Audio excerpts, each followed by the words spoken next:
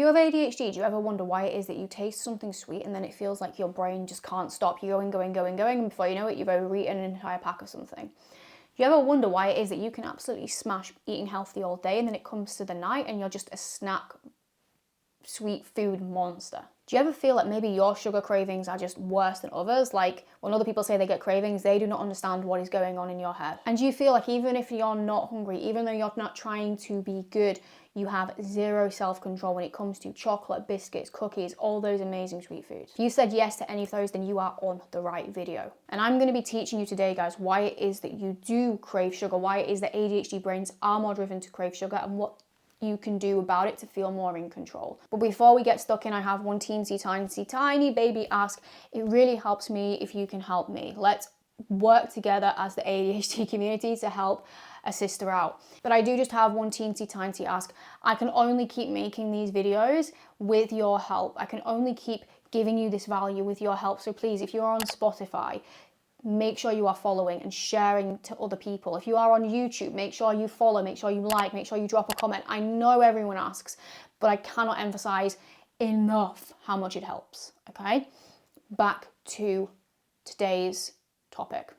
Now, ADHD brains and sugar cravings is actually science. There is science to why we crave sugar. And the reason I like to share this is it's not because I'm a science geek. In fact, I hate science. It was that subject at school where I was doodling, drawing, you know, those little boxes where you would make a 3D box. Yeah, like it was not my subject, but it really does bring you a lot of compassion if you understand, oh, there's nothing wrong with me. I'm not greedy. I'm not disciplined. It's literally just facts. Now, ADHD brains have lower baseline dopamine, which is our reward chemical pathway in the brain. So our brains are much more in search of dopamine on a daily basis than a neurotypical.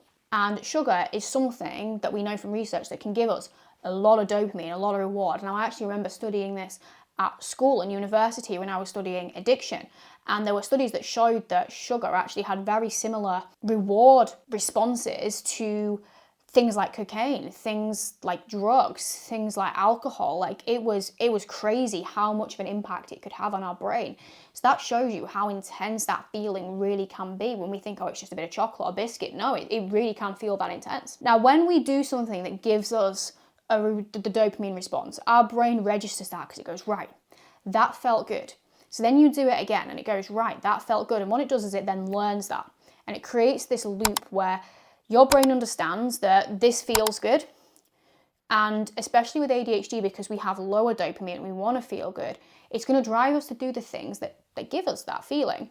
And if through repeated behavior, you know that sugar does that, you're going to be more driven to have sugar. But that's another reason as to why, as well, you can't just have a little bit. You feel like you have to have loads because that reward pathway in the brain that feels amazing, it is lighting up every time that you have it. And sugar gives us fast dopamine, right? It's straight into our system.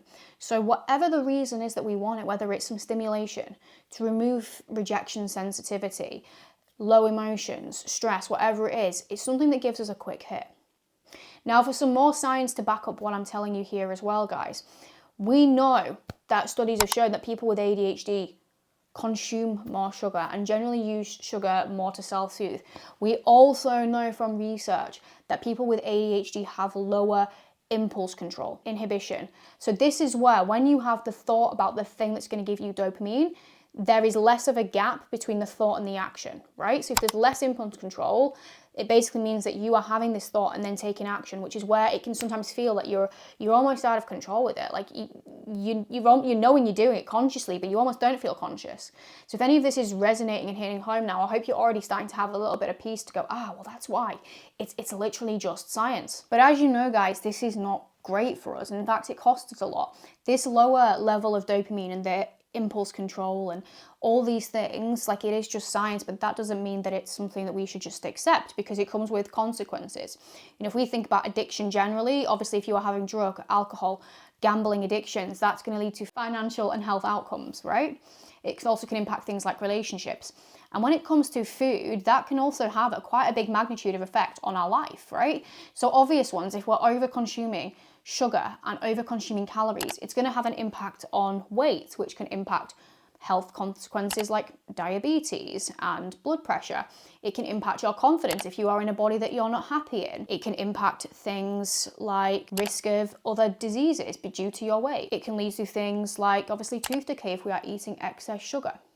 But beyond just the obvious ones, it can have a lot of psychological impacts. Obviously, one, if you're in a body that you're not happy with, that can cut pretty deep. But a lot of it also comes to the shame of feeling out of control with food, that you can't just be around food the same as neurotypical people. That is probably one of the bigger consequences, in my opinion, because it's not something that's understood, right? If you are overweight and you say you want to lose weight, no one thinks weird or what's wrong with you. It's like, cool, okay. But a lot of the struggles when it comes to feeling addicted to sugar and how you respond and feel about those kind of foods can be really almost feel embarrassing. And I know that's exactly how I used to feel about it. I used to feel ashamed. I remember in school, I remember in sixth form, when I was struggling with overeating, that I used to buy full packets of Oreos and eat the full thing very quickly, in 10 minutes. And I would remember seeing people watch me and kind of give that side eye. And I was watching them watch me, but it was like I couldn't do anything about it. I couldn't stop when I started, and it felt embarrassing that everyone else can just have a biscuit or say, no, I'm okay. I can't. Hell no. I can't say no. Absolutely not. The embarrassment in a way of not being able to think about what's going on if you know there's food around. So I remember in the past, like if we were, let's say on a family walk, and at the end of the walk, we were going to go and get food. I wasn't present on the walk. I was just thinking about the food. And admitting to things like that can feel quite embarrassing. There's also things like the shame cycles of if you're telling everyone I'm going to do this fat loss, I'm going to be healthy, and then you're overeating and you haven't lost any weight and people are asking how's the diet going and you have that feeling inside you like, oh my God, what the hell is wrong with me? It's horrible. But also again, if we just go a little bit deeper here, we know that not only can it impact our health and our confidence, but potentially it can lead to things like eating disorders and really disordered eating. We know that people with ADHD are, I think it's 3 times more likely, I will find the statistic and get it up, more likely to struggle with binge eating. And the reason I'm talking about these implications, guys, is it's serious. It's something that we need to take seriously. Because I want you to watch this video and have a compassionate understanding that you feeling the way you do about sugar and cravings isn't your fault. It doesn't mean that you're flawed. But we do need to take action because your health, emotionally and physically, is on the line and it doesn't need to be. So how can we work through this, guys? What is the solution? How do we overcome these intense sugar cravings? Because that's the magic part, right? Now I've got a full list of things that you can go and take action on, so let me show you. Yes, let's dive into the strategies. Now this document, guys, will be available to download in the show notes, but before you go get trigger happy and go and download it now, please just spend the next few minutes listening to what I have to say about the why, because please remember that understanding why to do something will motivate you more to do it. We know that importance and significance is a motivator of an ADHD brain. If you actually want to be consistent with these things, you need to know why. So the first thing that we want to be thinking about is fueling early to prevent the sort of that 4 to 9 p.m. sugar spiral, as I like to call it. Because most ADHDers don't eat consistently through the day, right? We've already covered that in this episode. Maybe it's the hyperfocus, dulling your meds, and then evening hits. That's going to annoy me. That isn't it. Evening hits, and then dopamine is lower, and we just have these uncontrollable sugar cravings, right? So the solution is regular, balanced fueling. And I know that's about as sexy as my thumb right now, but generally eating more regularly is going to help these massive sugar spirals. Because remember, the sugar spirals come generally not just from a dopamine deficiency, but a blood sugar deficiency. So if you're having lower blood sugars, you're going to crave more sugar. So if you need to, set reminders, set alarms. Something that I love and recommend to clients is using anchors. So have an eating point at a certain point in your day with something that you're already doing. So maybe you always go on a lunchtime walk. Can you put a meal before or after? Maybe it's before you put the kids to bed, or the second you put the kids to bed, you then have your dinner. After a certain work block or task, you have a snack or a meal. This structure of regular balanced eating will keep your energy stable, which if we have more energy, we're not going to crave sugar as much. Our dopamine more level, our blood sugar is more level, which means cravings feel far less intense. Remember, the goal is not to always think about just completely getting rid, but turning down the intensity so it's more manageable. So again, how you do this, there's so many ways, but my blanket recommendation is try not to go 5-6 hours without food. And then when you are eating, look at balanced choices, which I'll come on to now. So with an ADHD brain, we really want to be thinking, well, anyone, but generally us, we want to make sure that we're building meals with protein and complex starchy carbs. Complex just means it's not complicated, it's just not like a quick sugar. Because often with an ADHD brain, we grab what's easy, what tastes best, but this can make cravings worse. Because we're having things that maybe are higher in sugar, that we want more sugar, that are leading to energy crashes and dips, which make us crave more sugar. So by including protein, what it does is it actually helps to stabilize our blood sugars and keep energy more stable and hunger more stable. Complex carbs and like fiber, whole grains give you a steady release of energy rather than that rise and crash, which is where we have that lower blood sugar drop and then we want more of it, which makes sugar feel irresistible to us. So what it could look is like your proteins, chicken, egg, tofu, Greek yogurt, beans. I mean, there's so many things I could have put on there. You know, you've got beef, pork, protein powder, so many things. And then carbs, oats, potatoes, whole grains, breads, fruits, rices, vegetables, legumes. And just by having these with meals, it can make such a difference rather than just having more quick carbs. So an example idea, you could have chicken, potato and veg, and rather than being like, oh, that sounds boring, but you can make like a mini roast dinner with it. That's exciting. We love roast dinner. Eggs on sourdough toast, delicious, absolutely delicious. The reason we say sourdough is generally it's a little bit less processed, which can lead to that blood sugar. You know, the more processed the bread is, we can have more blood sugar swings. It's not that any sort of bread is bad, by the way, but this can be really beneficial. And plus, sourdough tastes amazing. Steak, rice and veg, or you can even make like steak chips and veg, or homemade potatoes into chips. Amazing. Oats, protein powder and fruit, a stir fry with chicken, tofu, noodles and veg.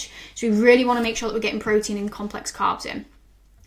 The third thing is to have the light bulb moment, the realization that you're craving dopamine, not food, right? So before you dive straight into food, what you want to remember is that your brain is asking you for a dopamine top up, right? A craving is generally not about the food or hunger. It's asking for dopamine, the stimulation. So try something from a dopamine menu. Now, I wish a dopamine menu was my term. It's such a cool phrase, but someone else created it and I've stolen it. And what I get all my clients and the people I work with to do is to build a dopamine menu. So it is building a list of things that give you dopamine. And this is going to be so unique to every one of us. So I can't just give you a pre-done dopamine menu, because like when you go into a restaurant, what you want off the menu and what I want off the menu are going to be very different. That's why you need your own. So it can be a few minutes of movement. Like I find movement really helpful for my mood, whether that's a run, a walk, even just having a little dance. It could be a music you love, a song, a person. A sensory reset. So what I mean by a sensory reset is something where you just switch to focus on a different sense. So it could be like your sight, it could be your hearing, it could be smells. Change your environment. I'm such a big advocate for this. Like if you change your state, you change the way that you are. Do the same, feel the same, change, create change. A quick walk, calling a friend. Because remember, if it is really a dopamine craving, once your brain has been given that dopamine, everything feels a lot easier. And if you're like this, where the fuck do I even start building a dopamine menu? If you click on this in the document, in the notes, guys, you can access my document on how to build one. Number 4 is to remove the shame, so you don't hit the fuck it button, right? We know that shame and guilt often makes things worse. We often think that we shouldn't be kind to ourselves, we should beat ourselves up, be hard on ourselves, because that'll motivate us to change. We actually know the opposite is true. The more compassionate you are, the more likely you are to be consistent. So just remind yourself, if you do overeat or you don't stick to the plan that you intended, that you are just a human being, and actually remind yourself of what we spoke about at the start of this video. It's just science, right? It's neurological. Your brain craves dopamine, sugar gives it dopamine, and that's why you're craving it. So understanding this helps you feel in control and to not feel broken. Number 5 is plan, don't ban, right? Planning sweet foods into your day is far more effective than trying to ban them from your house. A lot of people think that's the strategy. Out of sight, out of mind. If it's not in, I can't overeat on it, and that is correct. But eventually you will cave, and that's where you fall into binge restrict cycles and then create this idea that you have no control. Because when you are eating it, it's in excess. So plan, don't ban, your daily dopamine treat, whatever little phrase you want to give it. It's basically pre-deciding and pre-planning something sweet, if that's your thing, that you enjoy. I would usually say somewhere between 100 to 300 calories, depending on your goals, so that it sits within that 80-20 balance. And the reason that planning it works is it reduces binge restrict cycles, because the more that you actually have and expose yourself to it, the less likely you are to overeat when you have it, so you're not in these swings. It breaks that all or nothing thinking of I can or I can't have it, it's good, it's bad. It's bringing in little bits of reward, so like this gentle top up, a little bit of chocolate, sat down watching that on an evening, still gives you that dopamine. It's that reward top up. And it stops that late night reading because you know you're going to get it. And the thing about planning as well, guys, we know from research that planning something, the anticipation of something coming, can give us as much joy, pleasure, dopamine stimulation as the thing itself. So if you know it's coming and you're, I'm excited to have a bit of chocolate in a bit, that in itself can reduce that feeling that I need to have it and have it in excess. And the last thing is to identify your personal triggers, right? Because sugar cravings, yes, it's about dopamine, but the actual craving is usually linked to something more specific. It's a signal for something else. And yours will be very unique. So maybe it's stress. Maybe you've got a lot of stress. Maybe it's boredom, undereating, tiredness, task avoidance. It's a way of procrastinating. It's emotional overwhelm. And when you can be self-aware of your personal patterns, you can put the right strategy in place before the craving snowballs. So if you know, I always like to say prevention's better than cure, right? If you know that it's fatigue and you can manage your energy levels better and work on your sleep or work on your fueling, that's going to stop that trigger from happening. If you know it's boredom, if you know at a certain time of day you get bored and you put something in that stimulates the brain, you're not going to have that craving snowball. So guys, remember, you can go and access this document in the show notes, but don't click off yet because I've got something else important to share with you.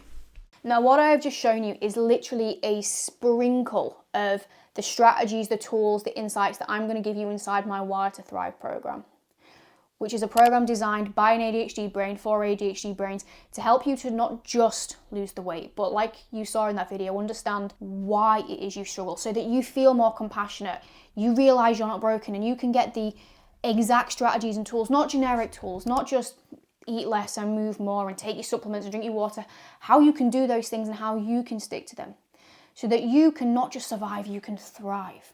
You can not just escape the risks of not looking after yourself, but you get to have the rewards and more. You get to feel your best self. And if that is what you need, that sounds a bit of you, head to the link in the description, in the show notes for the link to the webpage, which tells you everything. And that will also give you the link to sign up as well. But guys, thank you for being here. If you have any questions, leave them in the comments and I will see you next time round.